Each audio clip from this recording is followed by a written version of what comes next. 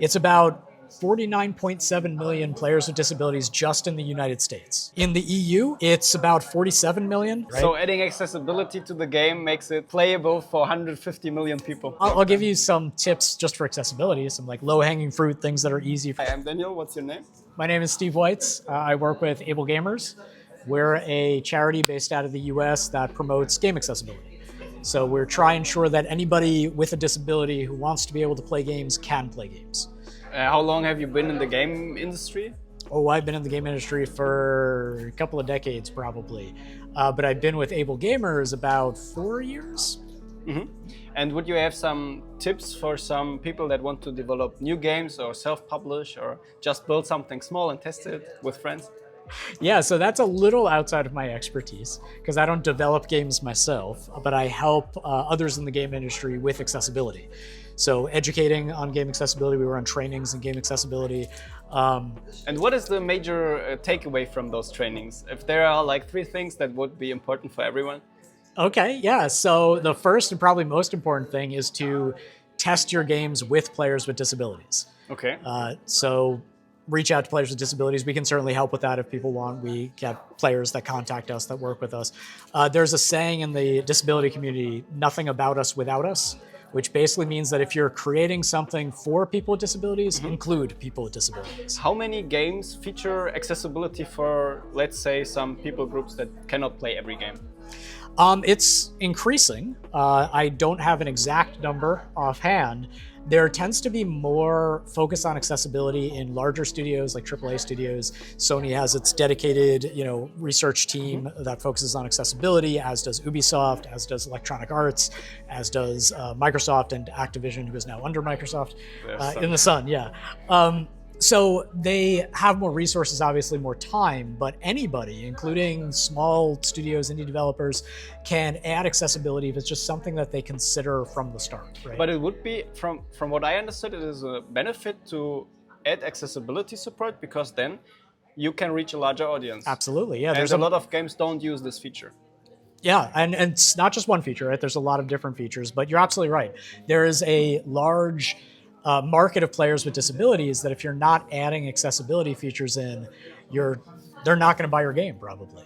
So just give you an idea, if we talk about people with disabilities who play games, right? So players with disabilities, it's about 49.7 million players with disabilities just in the United States. Okay. Which That's is a large like, number. Yeah, it's the entire population of Canada plus like 10 million people, right? It's a lot of people. Yeah. In the EU, it's about 47 million people with disabilities who play games, right? Players with disabilities. That's the entire population of Spain, right? That's a lot of people. In Brazil, where my colleague is from, it's about 25 million people with disabilities who play games. So just in those 3 regions, you're looking at about 125 million players, and that's not including the rest of the world, right? So adding accessibility to the game makes it playable for 150 million people. Yeah, more. That's what probably. I understood. Yeah, much more, but yeah, just in those regions. Very cool. It's very interesting because I worked at a big company and we had big accessibility guidelines to feature them, and no website that we published was allowed to be published without accessibility. Yeah, absolutely. Yeah. Requirements met. Yeah. And there's a lot of different ways of approaching accessibility. You can use guidelines, like you said, those work great. We have an approach that we call APX, or Accessible Player Experiences, which is a set of design patterns. Think of them as lenses through which you can examine your game to find potential accessibility barriers. And you could do this as early as concept phase, where you're first talking about the game. Say, you know what, I think this might be a problem with players with disabilities, by using these lenses, the patterns. And you could do it all the way through development, through release and post-release. The patterns themselves are free. If you go to accessible.games/APX, the 22 patterns are there. We also offer a training. Would it be possible to, let's say, I build a game and I want to reach some testers to tell you, and you distribute this game, or let's say market it, but for accessible accessibility needed? Yeah, so we don't market necessarily, but we absolutely do help evaluate the games, get it tested with players with disabilities. The main reason that we don't do marketing is that we don't necessarily want to say this game is accessible. Yeah. Because it is. Of course not, yeah. Yeah, it's pretty much impossible to make a game that's 100% accessible for 100% of people 100% of the time. But it might be win-win. If I develop a small game that's accessible, I could go to you, you could show it to some testers, and I get testers in a good way, and the game features the guidelines. There you go, yeah. Oh, that sounds interesting. Yeah, and there's other reasons to think about accessibility too. I mean, everybody's getting older, right? I assume you're getting older, unless you have some magic trick that I don't know about. I'm definitely getting older. I will tell you. Yeah, I mean, my hairline and back pain indicate that I'm getting older. So as people get older, they tend to have more barriers. Even if they don't identify with a disability, they might have some vision loss, some hearing loss, maybe some arthritis, some cognitive disability, right? And everybody's getting older. So if you design games with accessibility in mind, you're effectively designing games for your future self. Oh, that's interesting. How often do you play games that are like 10, 20 years old? Not often. Not often? I do all the time. Okay. I'm also old. So. Yeah, I have a lot. I have a big Steam wish list, or a there you big go, Steam library. You might not be able to play them it for my retirement, exactly. you know? Yeah. Something else to keep in mind too is that accessibility features, right? They are usable by anybody, including people with disabilities, because they might just like those features. Yes, exactly. And something like screen readers, they are not seen by regular players unless they activate them. Yep. So they're not blocking any regular game flow. Right. And what is your top 2 or 3 tips that you would give from the keynotes, the takeaways?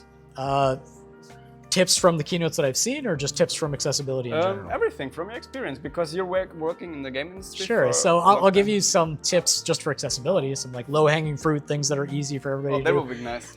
Control remapping, really important. What? Control remapping. So allowing players to map, so instead of having to press the A button to jump, they can now press the X button or something along those lines, right? That's really, really simple. And by doing that, it allows players to customize controls to something that works for them. Sounds great, but for me, that's not an accessibility feature. It's a nice feature to have for every game. But it's also an accessibility feature. Ah, that's interesting. And at the end of the day, accessibility features is just about making games more playable. Okay. So you don't even necessarily have to call them accessibility options. They're just options. Okay. Right? Yeah. And on top of that, you could also just build accessibility into the game, make it universally designed so that as many people as possible could play the game without changing settings. Now, it's not possible to do that for literally everything, but it's a good starting point. Another good tip, anytime you're adding in feedback, which of course games are full of visual feedback, auditory feedback, make sure you have at the very least visual and auditory feedback for anything that's important. Okay. Because if somebody is visually impaired in some way and it's difficult to make out that visual cue, they have an audio cue that they can do. Ah, okay. If someone is hearing impaired and they can't hear that audio cue, they have a visual cue. And maybe if it's a mobile game, even haptic feedback. Exactly. Like you can do that on console and PC too, right? Controllers have the haptic feedback. Yeah, absolutely. Sounds great. And what is the third tip? Third tip. All right. So another thing that I would suggest is anytime you are adding in any kind of like difficulty modes to your game. Difficulty modes on their own are not quite accessibility features, but they're a good start. Okay. If you think about difficulty modes, what goes into a difficulty mode? It's developers thinking about, well, if I change this setting, it'll make it a little bit harder, a little bit easier, and that's all behind the scenes. What if you take all those things being changed, expose them to the player? So now the player can go in and tweak those things as they want to create a customized difficulty that works for them. That sounds great. Like even children can use this difficulty mode, and maybe we can reach more children by making it more easier. Absolutely, yeah. So difficulty modes are fine as a starting point, but they shouldn't be the ending point. Thank you very much. You're welcome. It was a pleasure to talk to you. Thank you.